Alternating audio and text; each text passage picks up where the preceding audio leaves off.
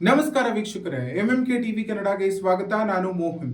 ಮಧ್ಯಪ್ರಾಚ್ಯದಲ್ಲಿ ನಡೆಯುತ್ತಿರುವ ಯುದ್ಧದ ಪರಿಣಾಮ ಇದೀಗ ದೇಶದೊಳಗೂ ಸ್ಪಷ್ಟವಾಗಿ ಗೋಚರಿಸ್ತಾ ಇದೆ.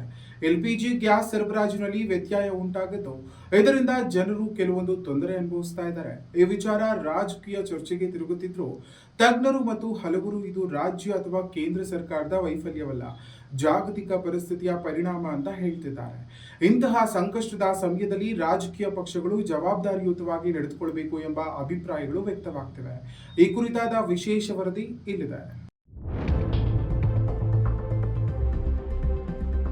ಮಧ್ಯಪ್ರಾಚ್ಯದಲ್ಲಿ ನಡೆಯುತ್ತಿರುವ ಯುದ್ಧದ ಪರಿಣಾಮ ಇಂಧನ ಕ್ಷೇತ್ರದ ಮೇಲೆ ಗಂಭೀರ ಪರಿಣಾಮ ಬೀರಿದೆ.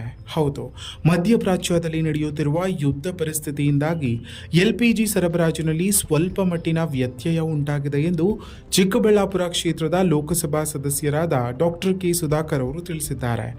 ಜಾಗತಿಕ ಮಟ್ಟದಲ್ಲಿ ಕಚ್ಚಾ ತೈಲ ಮತ್ತು ಅನಿಲ ಸರಬರಾಜಿನಲ್ಲಿ ಅಸ್ಥಿರತೆ ಉಂಟಾಗಿದ್ದು, ಇದರಿಂದ ಎಲ್ಪಿಜಿ ಗ್ಯಾಸ್ ಪೂರೈಕೆಯಲ್ಲೂ ವ್ಯತ್ಯಯ ಕಾಣಿಸಿಕೊಂಡಿದೆ. ಭಾರತ ಸೇರಿದಂತೆ ಅನೇಕ ದೇಶಗಳು ಮಧ್ಯಪ್ರಾಚ್ಯ ದೇಶಗಳ ಮೇಲೆ ಇಂಧನದ ವಿಷಯದಲ್ಲಿ ಅವಲಂಬಿತವಾಗಿರುವುದರಿಂದ ಅಲ್ಲಿ ಉಂಟಾಗುವ ಯಾವುದೇ ಯುದ್ಧ ಅಥವಾ ಉದ್ವಿಗ್ನತೆಗೆ ನೇರವಾಗಿ ಸರಬರಾಜು ವ್ಯವಸ್ಥೆಯನ್ನು ಪರಿಣಾಮಗೊಳಿಸುತ್ತದೆ. ರಾಜ್ಯದಲ್ಲಿಯೂ ಗ್ಯಾಸ್ ಸಿಲಿಂಡರ್ಗಳ ಸರಬರಾಜು ಸ್ವಲ್ಪ ವಿಳಂಬವಾಗಿರುವುದು ಗಮನಕ್ಕೆ ಬಂದಿದೆ. ಕೆಲವು ಪ್ರದೇಶಗಳಲ್ಲಿ ಜನರು ಗ್ಯಾಸ್ ಸಿಗಲು ಕಾಯಬೇಕಾದ ಪರಿಸ್ಥಿತಿ ಎದುರಿಸುತ್ತಿದ್ದಾರೆ. ಆದರೆ ಈ ಸಮಸ್ಯೆಯನ್ನು ರಾಜ್ಯ ಸರ್ಕಾರ ಅಥವಾ ಕೇಂದ್ರ ಸರ್ಕಾರದ ಮೇಲೆ ಹೊರೆ ಹಾಕುವುದು ಸರಿಯಲ್ಲ ಎಂಬ ಅಭಿಪ್ರಾಯಗಳು ಕೇಳಿಬರುತ್ತಿವೆ. ಇದು ಸಂಪೂರ್ಣವಾಗಿ ಜಾಗತಿಕ ಮಟ್ಟದಲ್ಲಿ ಉಂಟಾಗಿರುವ ಸಂಕಷ್ಟದ ಒಂದು ಭಾಗವಾಗಿದೆ. ಇಂತಹ ಸಮಯದಲ್ಲಿ ರಾಜಕೀಯ ಪಕ್ಷಗಳು ಜನರಲ್ಲಿ ಭಯ ಹುಟ್ಟಿಸುವ ಬದಲು ಅವರಿಗೆ ಸರಿಯಾದ ಮಾಹಿತಿ ನೀಡುವುದು ಮತ್ತು ಸಹಕಾರ ನೀಡುವುದು ಮುಖ್ಯವಾಗುತ್ತದೆ. ವಿಶೇಷವಾಗಿ ಕಾಂಗ್ರೆಸ್ ಪಕ್ಷ ಈ ವಿಚಾರದಲ್ಲಿ ಕ್ಷುಲ್ಲಕ ರಾಜಕೀಯ ಮಾಡುವುದನ್ನು ಬಿಟ್ಟು ಜವಾಬ್ದಾರಿಯುತವಾಗಿ ನಡೆದುಕೊಳ್ಳಬೇಕು ಎಂಬ ಮಾತುಗಳು ಕೇಳಿಬರುತ್ತಿವೆ. ಒಟ್ಟಿನಲ್ಲಿ ಈ ಸಂಕಷ್ಟವನ್ನು ಸಮರ್ಥವಾಗಿ ಎದುರಿಸಲು ಸರ್ಕಾರ ಹಾಗೂ ಜನತೆ ಜೊತೆಯಾಗಿ ಕೆಲಸ ಮಾಡಬೇಕಾದ ಅಗತ್ಯವಿದೆ. ಇನ್ನಷ್ಟು ಹೆಚ್ಚಿನ ಮಾಹಿತಿಗಾಗಿ ನಮ್ಮ ಎಂಎಂಕೆ ಯೂಟ್ಯೂಬ್ ಚಾನೆಲ್ ಸಬ್ಸ್ಕ್ರೈಬ್ ಮಾಡಿಕೊಳ್ಳಿ. ಇದು ಪ್ರಪಂಚದ ಸಮಸ್ಯೆ. ಇದರಲ್ಲಿ ರಾಜಕಾರಣ ಯಾರಾದರೂ ಮಾಡ್ಲಿಕ್ಕೆ ಹೋದ್ರೆ ಅವ್ರಿಗೆ ಡೆಪಾಸಿಟ್ ಸಿಕ್ಕಲ್ಲ ಅಂತೇಳಿ.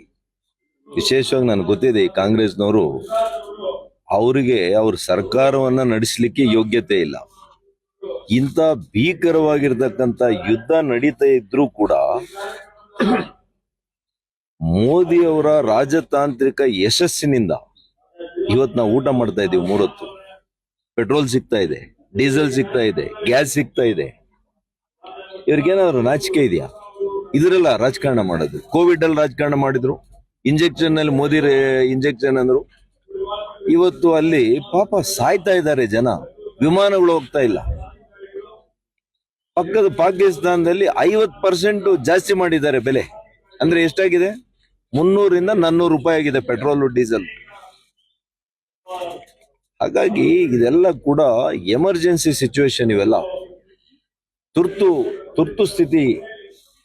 ಯುದ್ಧ ನಡೆಯುವಾಗ ತುರ್ತು ಪರಿಸ್ಥಿತಿ, ಆರೋಗ್ಯ ಏರ್ಪೇರಾದಾಗ ಆರೋಗ್ಯ ತುರ್ತು ಪರಿಸ್ಥಿತಿ ಇತ್ತು. ಇಂಥ ಸಂದರ್ಭದಲ್ಲಿ ದೇಶ ಒಂದಾಗಿ ವಿಚಾರ ಮಾಡಬೇಕು. ದೇಶ ಒಂದಾಗಿ ನಾವು ರಾಜಕಾರಣ ಮಾಡದೆ ಯಾವ ರೀತಿ ನಮ್ಮ ಜನರನ್ನ ಉಳಿಸ್ಕೋಬೇಕು, ನಮ್ಮ ಜನರಿಗೆ ಯಾವ ರೀತಿ ನಾವು ಸಹಕಾರ ಕೊಡಬೇಕು ಅನ್ನೋದ್ರ ಅಷ್ಟೇ ಇರಬೇಕೆ ಬಿಟ್ರೆ ಇದರಲ್ಲಿ ರಾಜಕಾರಣ ಮಾಡಿದ್ರೆ ನಿಜವಾಗಿಯೂ ಕೂಡ ನಾನು ಹೇಳ್ದಂಗೆ ಡೆಪಾಸಿಟ್ ಬರಲ್ಲ.